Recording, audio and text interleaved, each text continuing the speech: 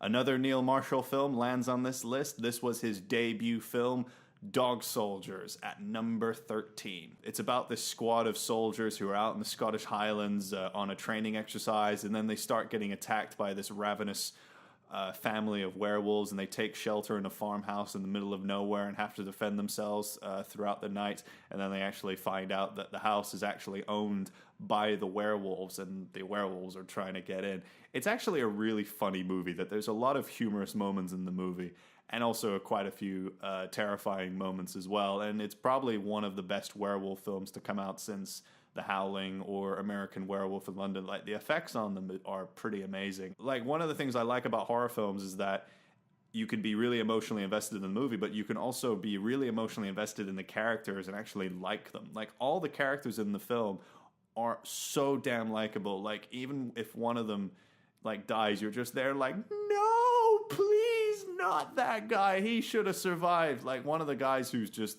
steals the film in every scene he's in, he just says like, I hope I give you the shits, and spits on a werewolf and stuff. And he's got another great line where he's like, I love it when a posh bird talks dirty. It's just, sorry, I love that movie. It's so good. At number 12, we have The Faculty, directed by Robert Rodriguez. Again, another script written by Kevin Williamson. This is actually a very underrated film from Robert Rodriguez, and it plays around with the concepts from Invasion of the Body Snatchers and The Thing, and places it in a high school where these teenagers come to realize that aliens have invaded their schools and have become their teachers. It's a different kind of, alien invasion movie, just like a really small version of it. And it's, it's got some real nice references to The Thing in it, towards like in the middle of the part of the film where they have to just figure out who's an alien and who's not. It's just like a really nice little reference there for fans of John Carpenter's The Thing. At number 11, we have Wes Craven's New Nightmare, which was the 7th film in the Nightmare on Elm Street franchise. This was a really different film from all the Nightmare on Elm Street films that came before it. It's not a film that's a direct sequel. It's a film that's very meta. It takes place in our reality. It's around the people who made the first movie. You have Heather Langenkamp playing herself. She's being harassed by the demon Freddy from the movies, who's come into the real world to go after her son. And you have Robert Englund playing Freddy again, and he's amazing, and he's like a more creepy version of Freddy. He's not the humorous jokester that he was in the films that came before it. And he plays himself, which is kind of fun. And you have Wes Craven playing himself. It's a really, the first time I watched it, I was kind of feeling like, this isn't that good. Like, tell a joke, Freddy. But like, over time, I really sort of learned to appreciate it, and it's actually a really clever film, and it's probably one of the better of the Nightmare on Elm Street films. I'm a huge fan of the Nightmare on Elm Street franchise. Like, one of the things I find with Friday the 13th, they're pretty much the same sort of movies, like just with different characters getting killed off and things like that. But what I liked about Nightmare on Elm Street was that there was a lot more substance to them, and they really tried to do something different with each of the films. Whether it was successful or not, you could just really tell that they tried, and they really cared about, creating a very entertaining and scary film for the audience. And they did a fantastic job with all of them, even though some of them aren't as good as the others. But New Nightmare is a film that I would definitely say, that's a film that everyone should watch. At number 10, we have Jeepers Creepers, directed by Victor Salva. This was a film that really petrified me when I saw it on TV. I think I was like 10 or 9 when it came out, and it just freaked the crap out of me. I hated going out to the countryside because it just reminded me of the landscape that the film was set in, and I was just always worried that this fucking winged thing was just going to come down and take me away. It's a lovely little monster film. It's really, really effective. I think the sequel gets some things wrong, but I think it's still a very fun, entertaining movie nonetheless. And I'm kind of excited for the third film that's coming out. I think it's coming out in September, but I feel like the director's criminal history and the production setbacks that the film kind of went into has kind of tarnished my excitement over the film, but we'll have to wait and see. It's cool that it's coming out because, I've been waiting for a third film for a long time because I wanted to see a continuation of that whole thing, but yeah, I don't know. We'll see. Number 9, we have the Spanish film Rec. Found footage is another particular type of film I'm not a huge fan of. I do like Blair Witch Project. that film is fantastic. It's iconic. It started this whole trend of found footage films that came after it. Like, you know, Cloverfield did that as well. Paranormal Activity became another goddamn franchise, and I wasn't a particularly huge fan of that film. But Wreck, for me, it was just starts off being all normal. It's shot entirely like a documentary. It's edited in the same way, and it just gets crazier and crazier as the film goes on. Like, you are completely on edge throughout the entire majority of the film. It is just a spine-tingling film. And, you know, Spanish filmmakers are really good at making horror films. I just think all the films that have come out, like The Orphanage, Devil's Backbone, Kronos, like all those movies, they're all fantastic and they're all creepy in their own individual way. Number 8 is Eli Roth's debut film, Cabin Fever. Like, when talking about him and James Wan, you can really tell that these guys study the genre and are fans of the genre and really know what to put into a film to make a film that's very scary and, you know, frightening, gory, whatever. And also they try to do things a little bit different to make their films a little bit unique.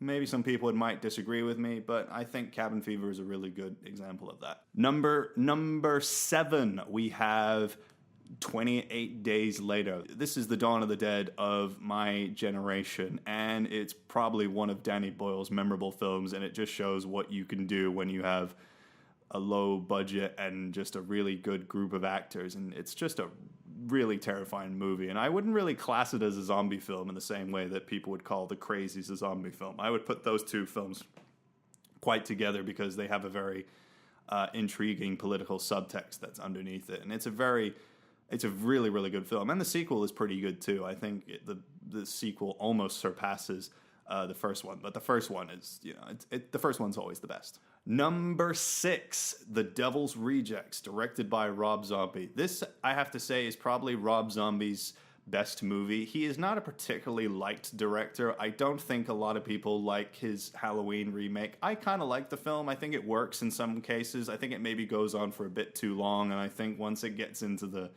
remaking the John Carpenter's Halloween film, it sort of goes a little up and down, but it's got some really cool moments to it, and I think Malcolm McDowell and Brad Dourif and a few actors, Sherry Moon Zombie, who plays Michael Myers' mother in the film, they save the film. But I think Devil's Rejects, that is the film where you could just really say, like, okay, he's got a style, he's working it, he's doing it really well. House of a Thousand Corpses was a good try, it's fun, but it has a lot of flaws to it, and it's not a very, like, cohesive film, and I think it's very, you could see with The Devil's Rejects that he just found something that he really liked, and he just, you know, tapped into something that was quite like, yeah, I like this. I'm gonna go with it. This is what, when people look at this movie, they're gonna say, like, oh yeah, that's a Rob Zombie movie. I can tell, and you can really see that style in the Halloween, the first Halloween remake he did, and also 31, which came out last year. And now we are into the top 5 on the list. At number 5, we have Frank Darabont's The Mist. Frank Darabont is one of those interesting directors where he really hit it big with Shawshank and The Green Mile, and then he did The Mist, which was a really different movie from what he's done before. But his career really just hit like a high point, but it never really went anywhere, and it went down in some cases. Like, this was a really good precursor to The Walking Dead, as they both share similar themes. They're all about survival. They're all about society breaking down and what happens to us when the lights go out, when the police won't come and help us, when we're left to our own,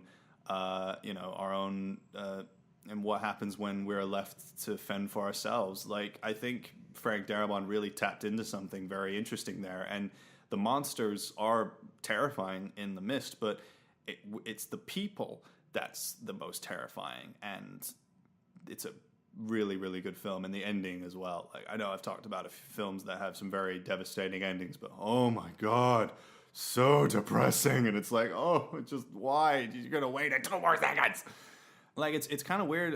It's kind of weird. Frank Darabont's career is kind of teetered a little bit. Like, he's a really cool old school director who feel like, I mean, why? I mean, how come the guy, like, I don't know. I don't understand how the guy who directed The Shawshank Redemption and The Green Mile has not gotten more work. It's quite confusing to think about that. But then again, that's filmmaking, and that's Hollywood. Number 4 is Sleepy Hollow, directed by Tim Burton. This is like a perfect example of gothic horror that just takes us back to the days of Mario Bava and Hammer horror films. I'm not going to go into too much detail about how much I love this film and how I feel like it's Tim Burton's last great film and how it's his masterpiece, as me and my brother did talk about that on another episode of our podcast, which you can find in the SoundCloud link below. Do check it out, and I would love to hear what people have to say about our views on that film. Number 3 is Candyman, directed by Bernard Rose.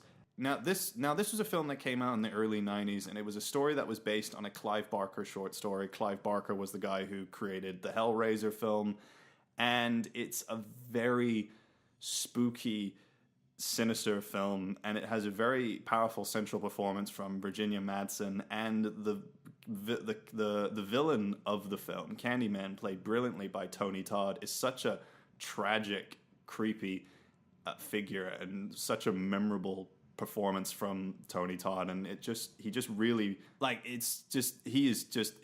good actor, and I think it's just his voice, it's just so iconic, like his Helen and all that stuff, like be my victim. I can't really do it that well, but it's just so, his first scene in the film with Virginia Madsen's Helen is just such a great introduction to that figure, and he's just very, I can't say too much more about it, but it's a really, really good movie, and probably one of the better films that came out pre-Scream. It's a really, really good horror film, and the sequel ain't that bad either. Number 2 is Sam Raimi's Army of Darkness. Army of Darkness concludes the Evil Dead trilogy. It takes Ash to the medieval ages, where he has to fight against the Deadites, and it is just a really fun film, and Bruce Campbell is just having the time of his life. And it's just crazy. It's just so slapsticky. It's all over the place. You could feel like this film could fall apart any minute, but it doesn't, and it's just so good. I love those movies. They're really good. I don't really like the Evil Dead remake, as it just kind of took things a bit too seriously, and I particularly don't like any of the characters in the film because they're just really stupid. I don't know. And number 1 on the list is the amazing film from Wes Craven, written by Kevin Williamson, Scream. Kevin Williamson has a really cool style of dialogue, and it really works for this film, and you could just see that he's just a real fan of the genre, and he's just having fun, playing around with the cliches and just pulling the rug from underneath the audience and just having fun with them. And the sequels are pretty damn good too. I think Scream 3 is the weakest of the ones, but it's still very entertaining, and I'm very happy that they brought all those great actors back for Scream 4, and that's actually a very fun movie, and I'm very happy that film got made. I've been started watching the Scream TV series, which is... Well, thanks for listening to another episode of the Holmes Movies podcast. I have been Anders Holmes. You can find me on Twitter at Fabricius91, Fabricius91. You can follow the podcast on Twitter at Holmes Movies Pod. And do send us an email to holmesmoviespodcast@gmail.com. And do check out my brother's blog, Bygone Years, on WordPress. Thanks very much for listening. I've been Anders Holmes. Have a good day.